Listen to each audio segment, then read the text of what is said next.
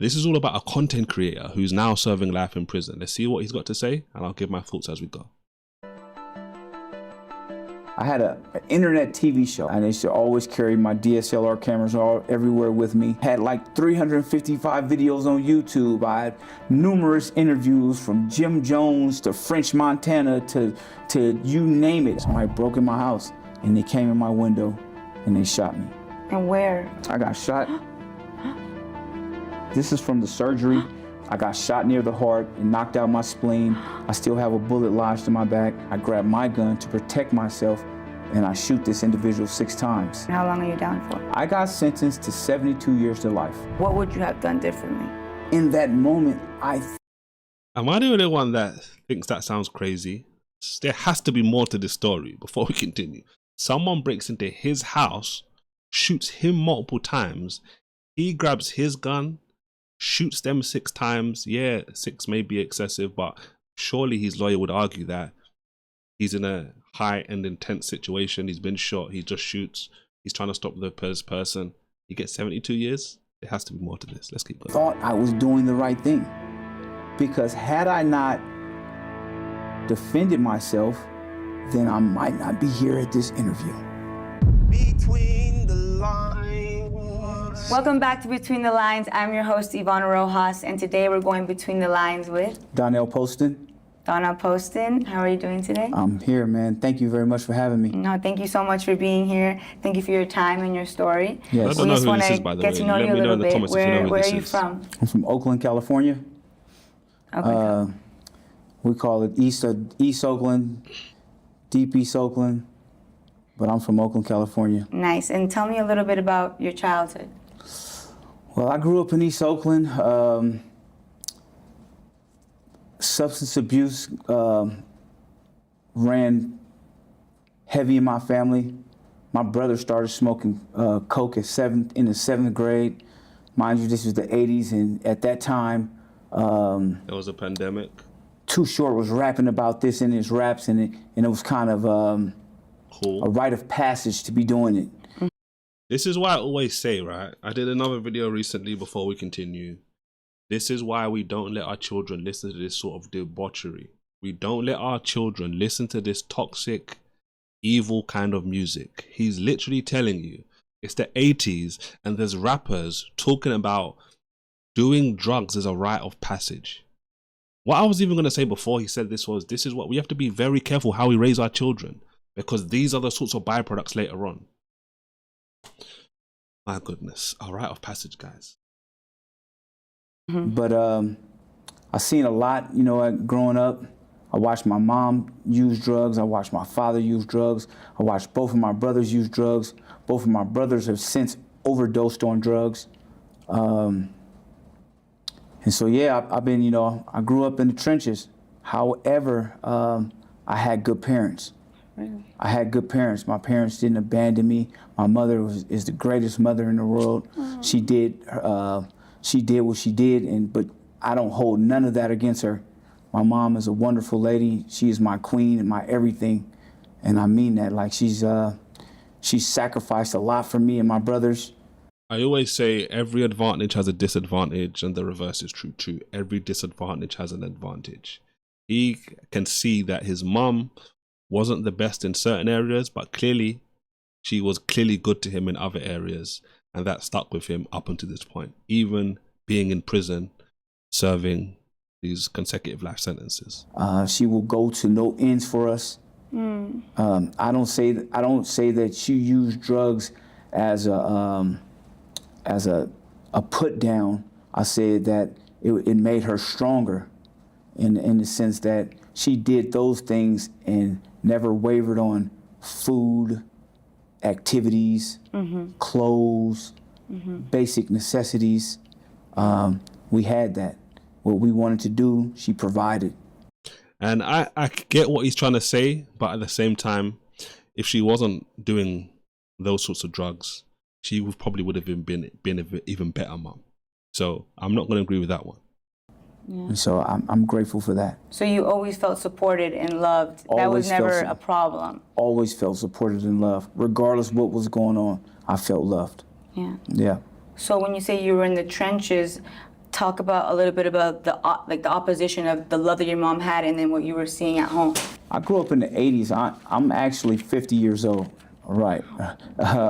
I'm 49. I'll be 50 next month on the 20th. However, doesn't really look like 50.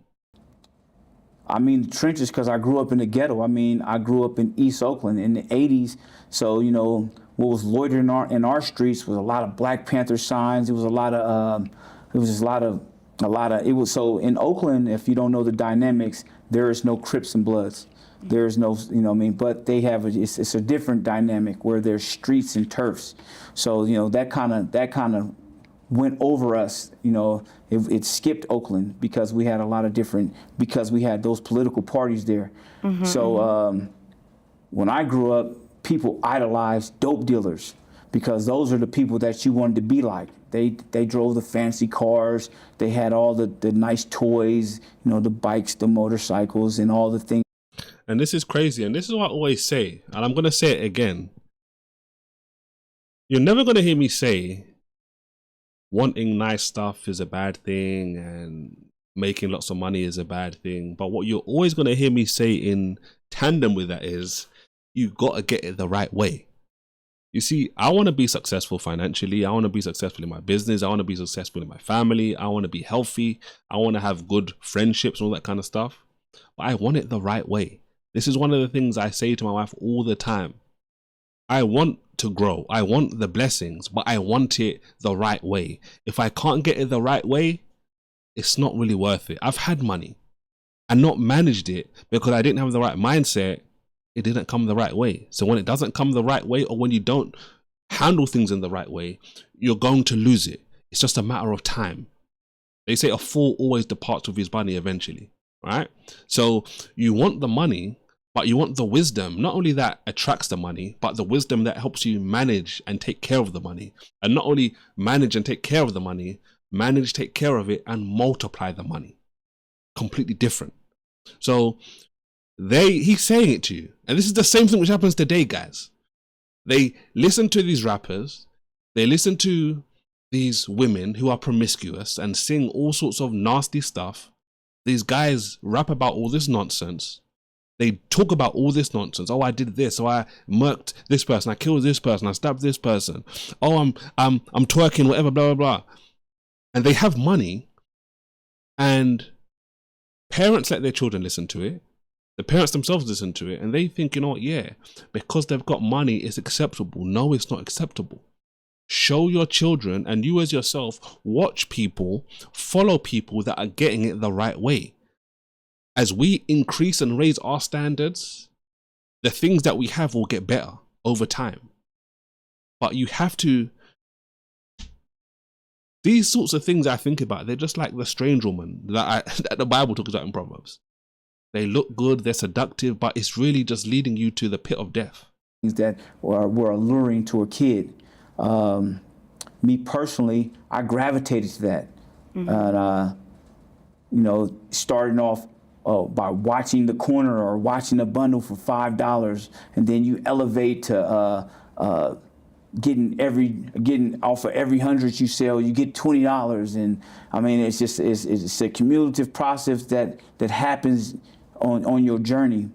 Now, let me say that's not my whole story, because on the other side of that, I was a really smart dude. Am really a smart dude. I was going to Cal Berkeley in the 9th grade. I went to a lot of what they called GATE programs in the 80s. They called it the GATE programs.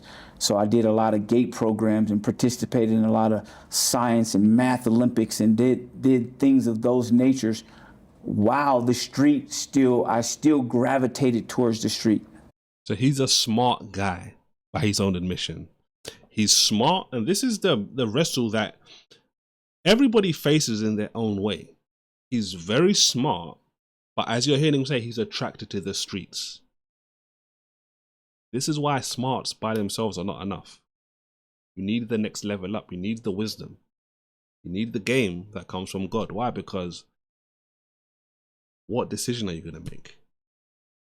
His story could be drastically different right now if he focused on one area and didn't go back to his upbringing and that sort of stuff, the gang life, the hood life, the drugs, etc. If he focused on his books, if he focused on how smart he is, how wise he was, that would have taken him to a whole different place. And this is the same decision we have to make every single day in life. What way am I going? Am I going the way of the world, which is going to lead me to a lot of destruction, a lot of debauchery? Or am I going to go the way of the word, which is going to elevate you and take you to a whole nother level? David says in the Psalms, I know more than my teachers. I know more than the ancients. He says both, because he's meditating in the word of God. Because God's word elevates you above anybody else who doesn't follow it, even if that's your teacher. So, as a youth, I was torn between two lifestyles, wanting to be the very smart kid, but also wanting to participate in the lifestyle, and not wanting to be left out amongst my friends. And the thing is, I was just about to mention it, peer pressure is a real thing, because he's smart. And in those sorts of environments, a lot of people will look at you like you're a weirdo, like you don't fit in, And yeah, there's nothing wrong with not fitting in. Why would you want to fit in a bunch of criminals, a bunch of people doing the wrong stuff, which they're going to get shot, they're going to die, they're going to go to prison? Why would you want to fit in there? You see why it's so important to have good parents, and parents that are leading you in the right direction? Because when we're children, we're very naive. A lot of us, we're ignorant. We don't know better. But our parents know better. This is why the parents have to do everything they can to steer their children in the right direction. You don't want to be with these people because they're going to take you to prison. They're going to take you to drugs and to the wrong stuff.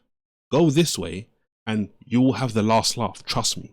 Surround your children with those sorts of people so they don't feel like, oh, I'm left out. They don't feel like they're ignorant or anything along those lines. Surround them with successful people in their age group, in their age bracket, and show them this is the way to go. So how did that unfold for you? Tell me a little bit about your adolescence. I stayed true to I was doing really good. My mom would send me to Alabama with my dad, to my dad's folks for the summer. And then I bounced back there. Then it got so bad in my family, in my household, that in '88, my dad and I moved to Alabama. And I remember this very vividly.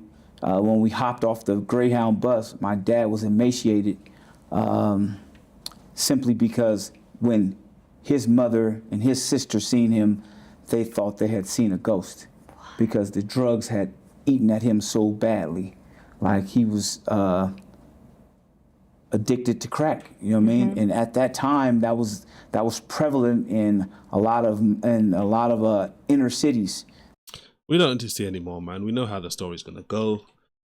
He couldn't escape his past, and without God, you're never gonna escape your past. It's just a reality. This is why I continue to preach and talk about God over and over again, because God is the key, which is gonna lock those doors of your past and stop those doors in your past from staying open and trying to destroy you.